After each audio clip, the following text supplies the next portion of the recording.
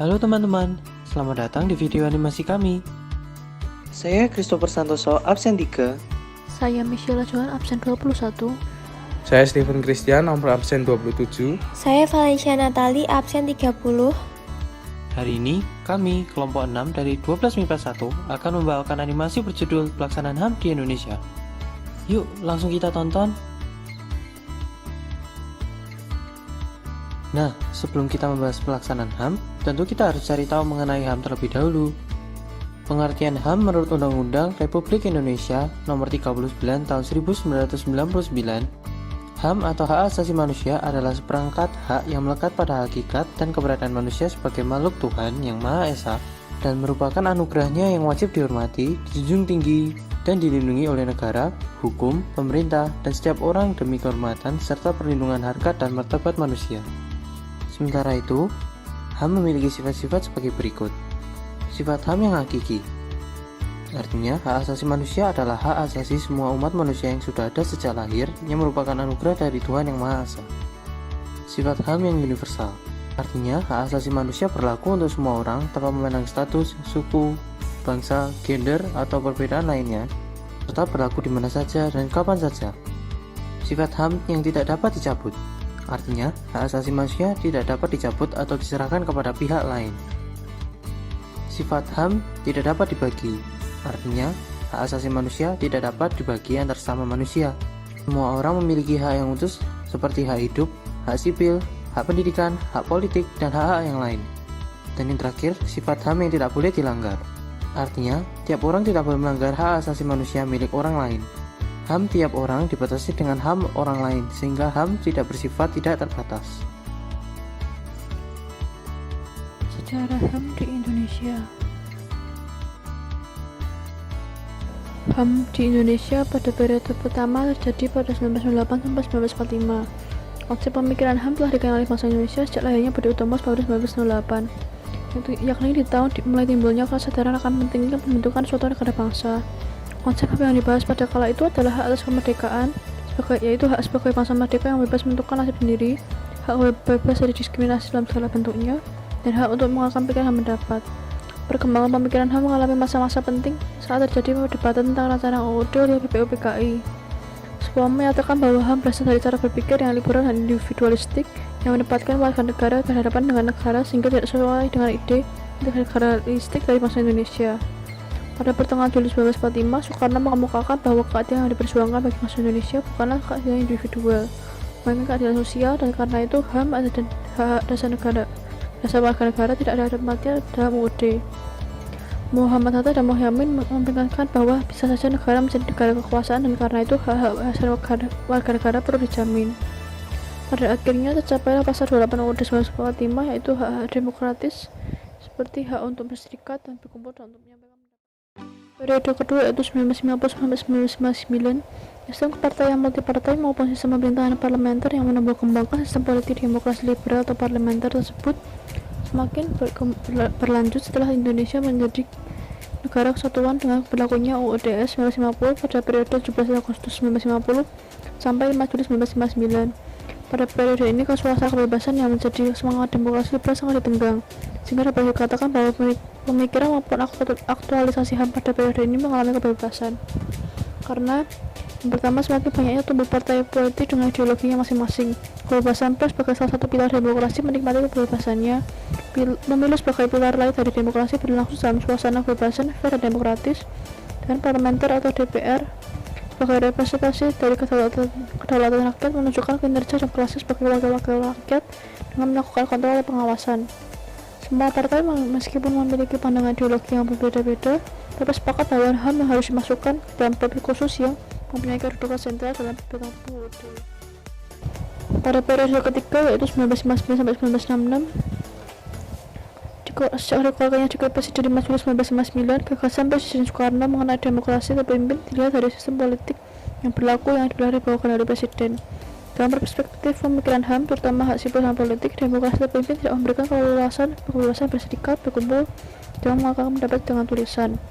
Di bawah naungan demokrasi terpimpin, pemikiran tentang HAM dihadapkan pada pembatasan yang ketat oleh kekuasaan sehingga mengalami kemunduran sebagai sesuatu yang berbanding terbalik dengan situasi pada masa demokrasi parlementer. Kemudian pada periode 1966 sampai 1998, pembentukan G30 STKKI tanggal 31 September 1966 yang diikuti dengan situasi yang kacau mengaparkan Indonesia kembali mengalami masa kelam kehidupan berbangsa. Presiden Soekarno mengeluarkan Super Semar yang kemudian dijadikan landasan hukum bagi Soeharto untuk mengamankan Indonesia. Indonesia sedang memacu pembangunan ekonomi dengan menggunakan slogan pembangunan, sehingga segala upaya pemajuan dan perlindungan HAM dianggap sebagai penghambat pembangunan. Hal ini tercermin dari berbagai produk hukum yang dikeluarkan pada periode ini yang pada umumnya bersifat restriktif terhadap HAM. Pada pihak lain, masyarakat umumnya diwakili LSM dan kalangan akademisi berpandangan bahwa HAM adalah universal. Pada saat ini, penghormatan dan perlindungan HAM sangat minim, dan minimnya penghormatan dan perlindungan HAM ini mencapai titik puncaknya pada tahun 1998 yang ditandai oleh turunnya Soeharto sebagai presiden. Adapun pelanggaran yang terjadi pada daerah ini yaitu maraknya korupsi dan nepotisme, pembangunan Indonesia yang tidak merata, dan timbulnya kesenjangan pembangunan antara pusat dan daerah, sebagian disebabkan karena kekayaan daerah sebagian besar diserut ke pusat. Kemudian munculnya rasa ketidakpuasan di sejumlah daerah karena kesenjangan pembangunan, terutama di daerah Aceh dan Papua, pertempuran antara penduduk setempat dengan para transmigran yang memperoleh tunjangan pemerintah yang cukup besar pada tahun-tahun pertamanya. Tambahnya kesenjangan sosial, yaitu perbedaan pendapatan yang tidak merata bagi si kaya dan si miskin. Kemudian kritik dibungkam dan oposisi diharamkan, kebebasan pers sangat dibatasi, diwarnai oleh banyak koran dan media yang berdibredil. Kemudian penggunaan kekerasan untuk menciptakan keamanan antara lain dengan program Petrus atau mengembangkan misterius, dan tidak ada rencana suksesi, yaitu penyaluran kekuasaan ke pemerintah atau presiden selanjutnya. Pada periode 1998 sampai sekarang atau reformasi, berbagai kasus pelanggaran HAM masa lalu disuarakan untuk segera diselesaikan dengan terbentuknya Pengadilan HAM dan Pengadilan HAM ad hoc melalui UU nomor 26 tahun 2000 tentang Pengadilan HAM serta UU nomor 27 tahun 2004 tentang Komisi Kebenaran dan Rekonsiliasi. Dalam bidang politik terjadi perubahan undang-undang menjadi lebih demokratis. Antaranya adalah UU nomor 2 tahun 99 mengenai partai politik, UU nomor 3 tahun 99 mengenai pemilu, dan UU nomor 4 tahun 99 mengenai susunan dan kedudukan MPR atau DPR. Kemudian pada bidang ekonomi dibentuk Badan Penyihatan Perbankan Nasional atau BPPN, dan keluarlah UU nomor 5 tahun 99 mengenai larangan praktik monopoli, dan UU nomor 8 tahun 99 mengenai perlindungan konsumen. Bank Indonesia menjadi sektor yang sangat penting dan menjadi pusat keuangan yang menjaga stabilitas keuangan negara. Dalam bidang kebebasan pendapat dan pers, masyarakat memiliki kebebasan untuk menyuarakan pendapatnya, dan pers mendapat kebebasan dengan adanya penyederhanakan permohonan surat izin usaha.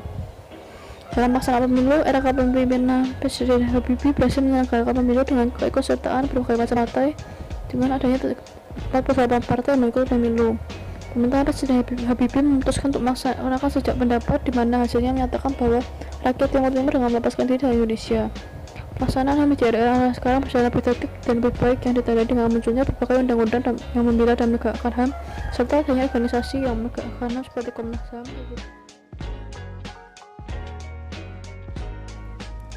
Pembahasan pelaksanaan penerapan nilai keadilan dalam HAM. Landasan pelaksanaan HAM menurut hukum dan landasan gereja. A. Definisi keadilan. Keadilan adalah pengakuan dan perlakuan yang seimbang antara hak dan kewajiban. Jika kita mengakui hak hidup kita, maka sebaiknya kita wajib mempertahankan hak hidup dengan bekerja keras tanpa merugikan orang lain. B. Implementasi nilai keadilan dalam HAM. Ditinjau dari nilai-nilai dasar Pancasila sila kelima yang berbunyi keadilan sosial bagi seluruh rakyat Indonesia, mempunyai makna mengakui hak milik dan jaminan sosial secara perorangan yang dilindungi oleh negara serta berhak mendapatkan pekerjaan dan perlindungan. Jenis hak asasi yang terkait adalah yang pertama, hak setiap warga negara memiliki kebebasan hak milik, hak jaminan sosial, hak mendapatkan pekerjaan dan perlindungan kesehatan. Selain dijamin dalam konstitusi, hak asasi manusia juga dijamin dalam UU nomor 39 tahun 1999 tentang hak asasi manusia. Contoh yang termasuk dalam jaminan HAM UUD nomor 39 tahun 1999 bidang keadilan adalah pasal 17-19 dan pasal 45-51. Sikap perwujudan nilai keadilan HAM menjaga keseimbangan antara hak dan kewajiban, menghormati hak-hak orang lain, suka memberi pertolongan, menjauhi sikap pemerasan kepada orang lain. C. Landasan pelaksanaan HAM menurut negara dan gereja. Dilihat dari aspek negara, terdapat Pancasila sebagai hal yang melandasi kehidupan dan nilai-nilai penting di dalamnya. Pancasila secara umum dipahami mengandungi arti 5 dasar. 5 dasar ini adalah Seluruh rakyat Indonesia memberi kekuatan hidup kepada bangsa Indonesia serta membimbingnya dalam mengajar kehidupan lahir batin yang makin baik. Pengakuan atas eksistensi Pancasila ini bersifat imperatif atau memaksa, artinya siapa saja yang berada di wilayah NKRI harus menghormati Pancasila sebagai pandangan hidup bangsa negara. Pancasila juga merupakan sumber kejiwaan masyarakat dan negara Republik Indonesia. Salah satu contohnya sila keadilan sosial bagi seluruh rakyat Indonesia mengakui hak milik perorangan dan dilindungi oleh pemanfaatannya oleh negara serta memberi kesempatan sebesar-besarnya kepada masyarakat. Asas keadilan dalam HAM tercermin dalam sila ini, di mana keadilan di sini diwujudkan bagi kepentingan umum dan tidak ada pembedaan atau diskriminasi antara individu.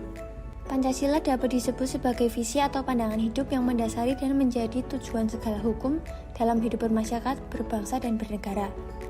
Kalau dilihat dari aspek gereja, dalam sejarah pembangunan dunia modern, Gereja Katolik merupakan salah satu institusi sosial keagamaan yang paling maju, menyerukan tentang penghormatan dan perlindungan hak asasi manusia.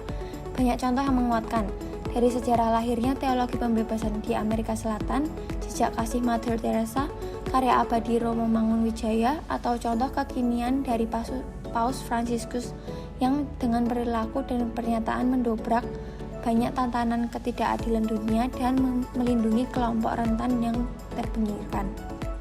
Ajaran gereja tentang ensiklik Rerum Novarum. Ajaran gereja tentang ensiklik Rerum Novarum Paus Leo ke-13 juga menjadi landasan gereja dalam penegakan HAM itu sendiri. Isi dari ensiklik tersebut adalah keadilan terhadap buruh. Seluruh ajaran gereja ini dapat dibagi menjadi 4 tema, yakni yang pertama, supaya pekerjaan dihargai dan agar semua orang dapat memperoleh nafkah yang wajar. Yang kedua, supaya bisa hidup masyarakat dan negara ditata secara demokratis. Yang ketiga, supaya diatasi kesenjangan antara hidup dan kelimpahan dan kemiskinan ekstrim. Yang terakhir adalah supaya penindasan diakhiri dan pembebasan dimajukan.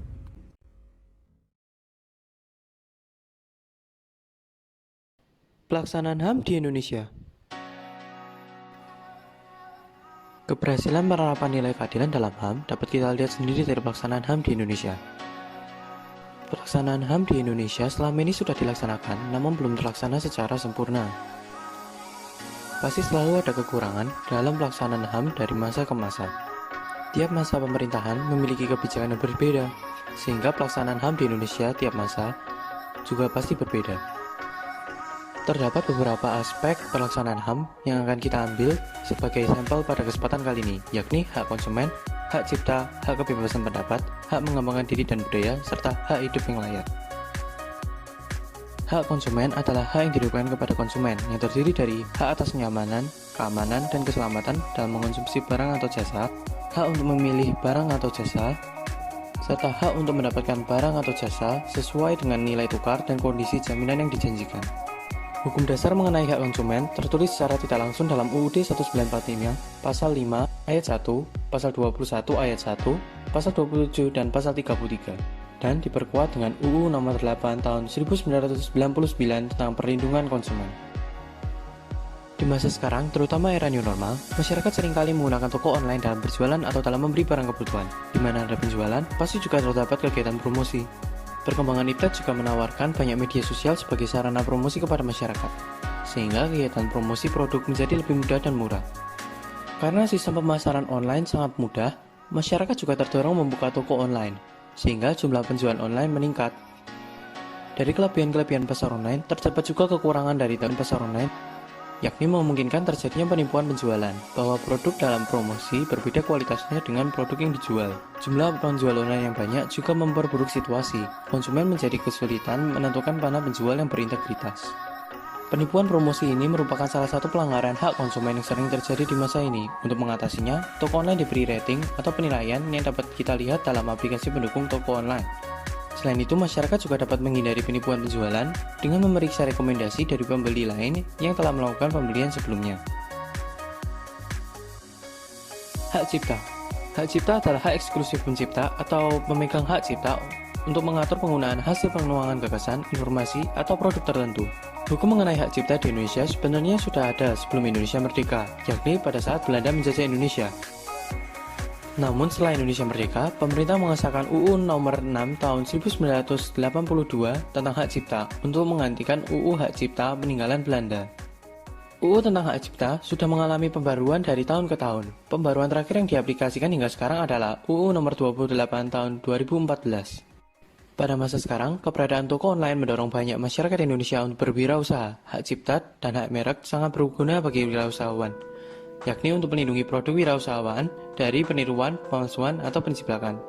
Dalam berwirausaha, merek juga sangat penting untuk mengidentifikasikan produk serta kualitasnya. Selain berguna untuk wirausahawan, hak cipta juga dapat digunakan oleh masyarakat umum, contohnya seperti pelatih olahraga. Seorang pelatih olahraga umumnya menerapkan program latihan bagi para atletnya. Program latihan ini juga memiliki hak cipta atas nama pembuatnya.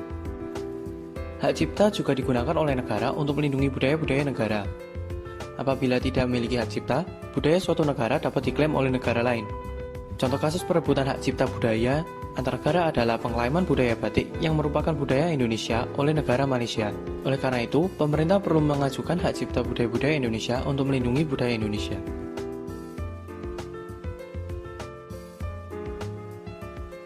Hak kebebasan berpendapat. Hak kebebasan berpendapat di Indonesia dilandasi oleh UUD NRI 1945 pasal 28E ayat 3. Meski ditetapkan sejak merdeka, pelaksanaan kebebasan berpendapat masih belum sempurna dalam pelaksanaannya sampai masa Orde Baru. Buktinya, pada masa Orde Baru terjadi pengontrolan informasi oleh pemerintah, yakni dengan membatasi informasi yang boleh disampaikan oleh pers dan adanya SIUPP, atau Surat Izin Usaha Penerbitan Pers.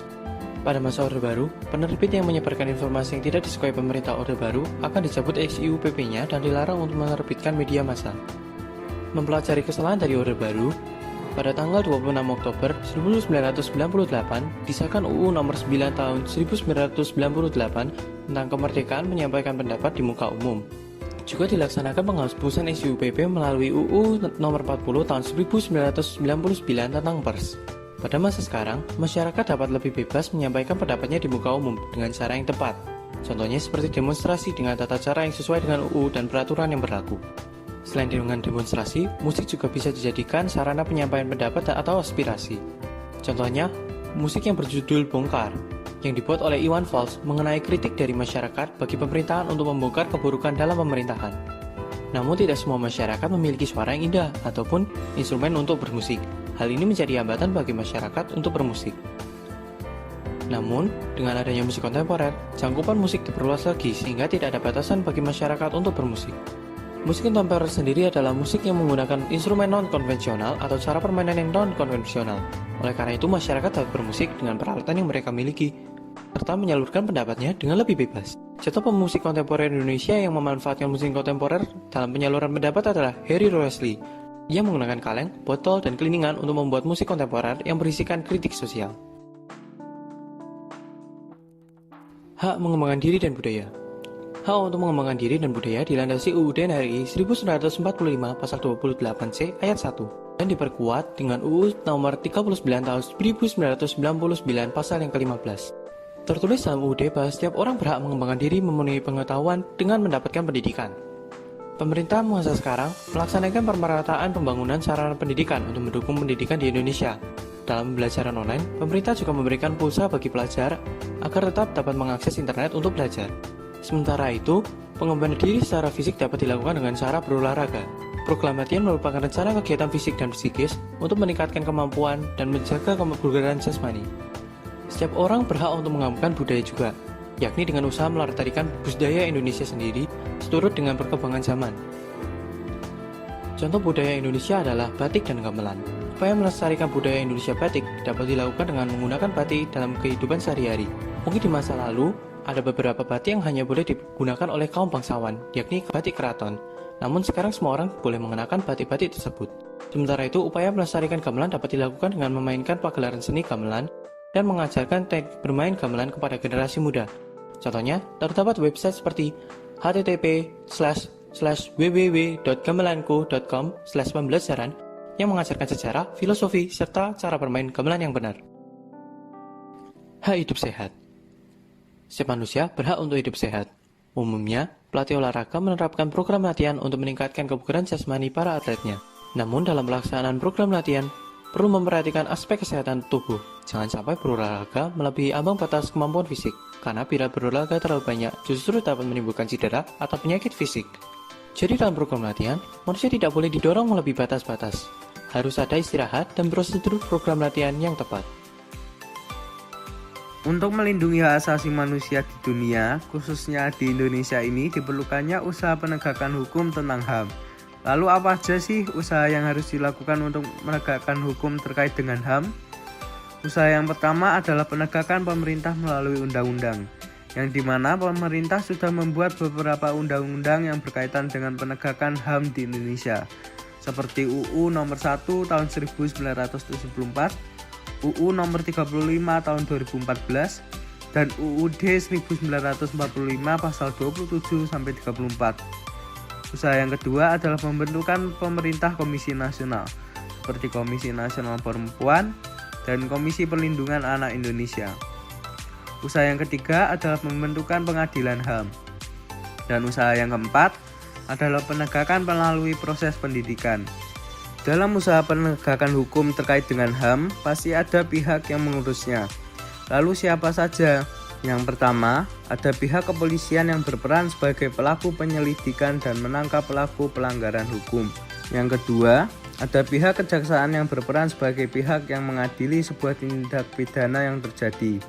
Yang ketiga, ada pihak lembaga peradilan yang berperan untuk menerapkan dan menegakkan hukum berdasarkan Pancasila. Yang keempat, ada pihak advokat yang berperan untuk memberikan bantuan hukum kepada suatu pihak yang memerlukan.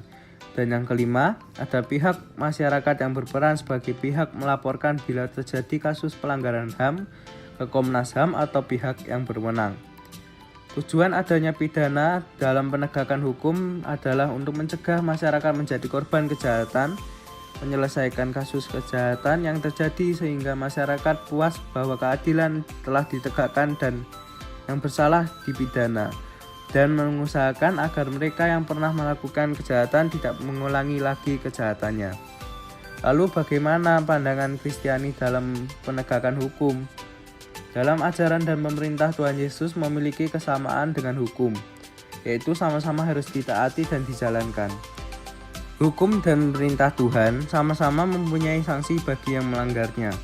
Sebenarnya, Tuhan Allah itu sendiri adalah sumber hukum loh. Tuhan Yesus juga memerintahkan kita untuk selalu mematuhi hukum yang ada dan tidak melakukan pelanggaran hukum dalam bentuk apapun.